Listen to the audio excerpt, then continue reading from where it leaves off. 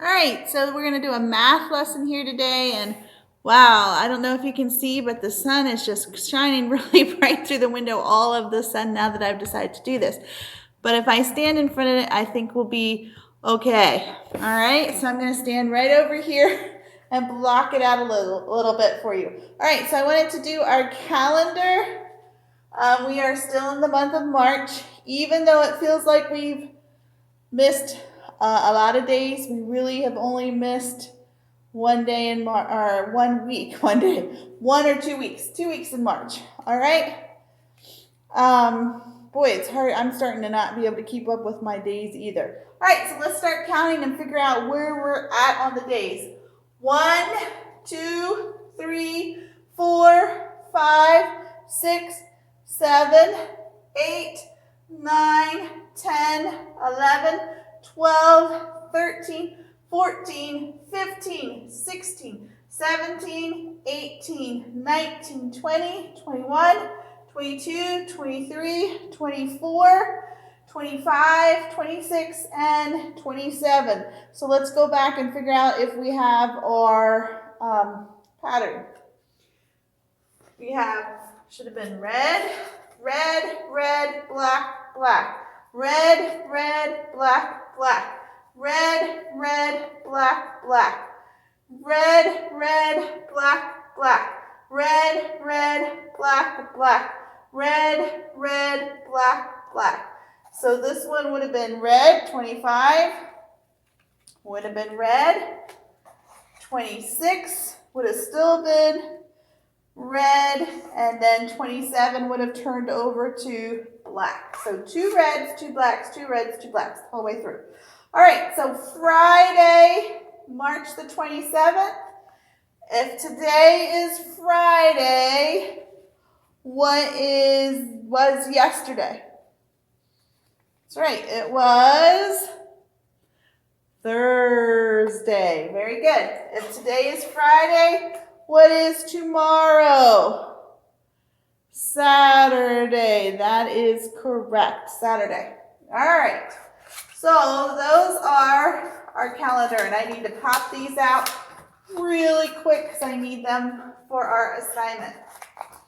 All right. So the assignment today, we can thank Lorelei, and I'm going to move this out of the sun completely now. Maybe. There we go. That sun just got crazy on me, coming in real bright at this time of the day. All right, so Lorelei was doing the number 9 at her house the other day, and she sent me pictures of her stacks of 9, and she had all kinds of shoes and clothes, all kinds of stacks of 9, which was very cool. So I thought that's a really good way to count at school, and it's a really good way to count at home where you have lots of space. So you can do this on a table. You can do this on your floor. You can do this wherever you feel like you need. If you need lots of space, floor. If you don't need as much space, table. So you saw me get the cards.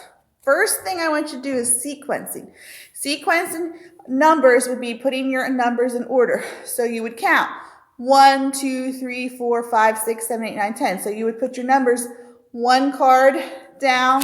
You would put your number 2 card down. You would put your number 3 card down, and you would put your number 4 card down and go all the way up to 10. Now, parents, if you have kids that have 1 through 10 like this, then go ahead and give them up to 20. And like I said, you can use number cards. You can make your own number cards, write the numbers on a piece of paper and cut them out into squares. Or if you have magnets at home with the numbers, you can grab your magnets, all right, and do it that way. You don't have to have these cards that I have. You can make your own, or if you have something else that has 5. Or you can just write a number on a big piece of paper, and then they can put their piles on it. All right, so once you're sequenced 1 to 10, or however high you're going to go, then your job is to now match the quantity with the number. So you have the number 1. If I gave you 1 block, how many blocks are you going to get? 1. All right, if I give you 2 blocks, how many blocks are you going to get? 1, 2. Okay, and then I put the 2 with my pile. The whole way up to whatever number you stop with. Okay, have your piles. If you want piles of shoes with 1, if you want a pile of clothing with 2, that's fine. If you want Legos with 3, you can make the towers like we do at school.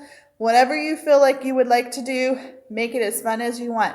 If you want to stay at the table and your mom gives you Cheerios and you'll do 1 Cheerio, 2 Cheerios, 3 Cheerios, as long as you're counting out your blocks. So let's say we had the number 6. All right. I want you counting your blocks out so that you're counting them individually, not just guessing.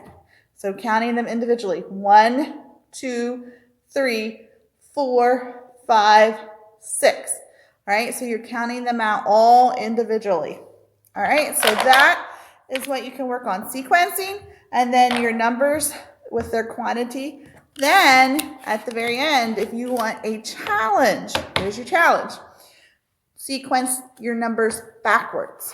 So start with 10 and go all the way down to 1 backwards. All right, see if you can get them in order, sequencing in order of numbers. See if you can go backwards. All right, God gave us numbers to help us to remember quantities. All right, what would we do if we wanted 6 of something, but we didn't have the number 6? So God gave us our numbers so that we could have order in the world and that we would know our quantities. Okay, so when I call for something, you can bring me 6 of them. If your mom calls you and says, we're going to set the table, I need you to set for 6 people, you can count out the 6 plates and the 6 forks and the 6 knives. You won't give 4 and then, you don't get to eat or somebody else doesn't get to eat. Right? So God gave us those numbers and he gave us order. So let's practice sequencing them in order, and you can go backwards too if you want. Then at the very end, go ahead and practice writing your numbers on a piece of paper for me. Remember, we're keeping that up. Today, you can add your shapes to that paper. Your triangle, your circle, your square, and your rectangle are shapes that we work on drawing. You guys did really good with them in class, so I'm not worried. Just keep practicing them for me. All right, next week, we're going to actually do a lesson with shapes, so we don't get out of practice of knowing what our shapes are. All right, so have fun with your counting, and if you want, you can send me a picture of your different kinds of piles that you decided to make. All right, have fun.